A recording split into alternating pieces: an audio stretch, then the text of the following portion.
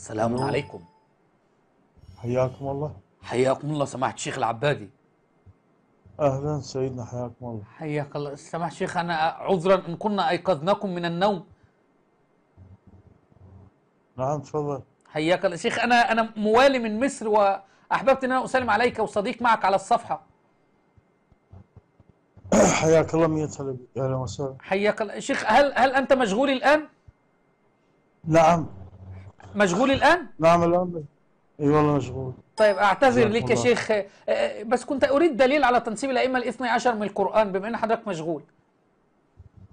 اي والله ان شاء الله من يصير مجال. والله في مجال الآن، قول لي بس الآية كذا أقرأها الآن، لأن والله معي الآن الناس جالسة معايا وكانوا ينتظرون من حضرتك الإجابة والله.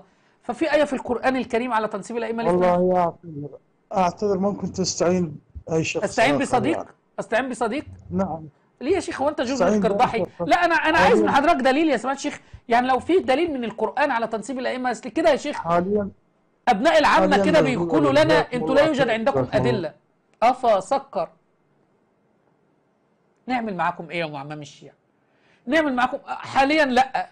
استعين بصديق، استعين باحد غيري. امال انتوا بتعملوا ايه في الحوزه؟ امال ليه بتطلبوا من عوام الشيعه الخمس؟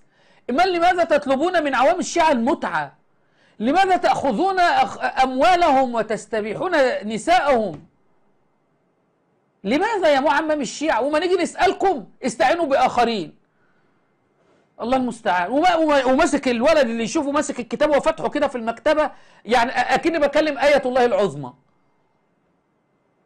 كان معكم شيخ الشيعة المسمى بالعبادي أبو حيدر. الحكم لك أيها الشيعي العاقل.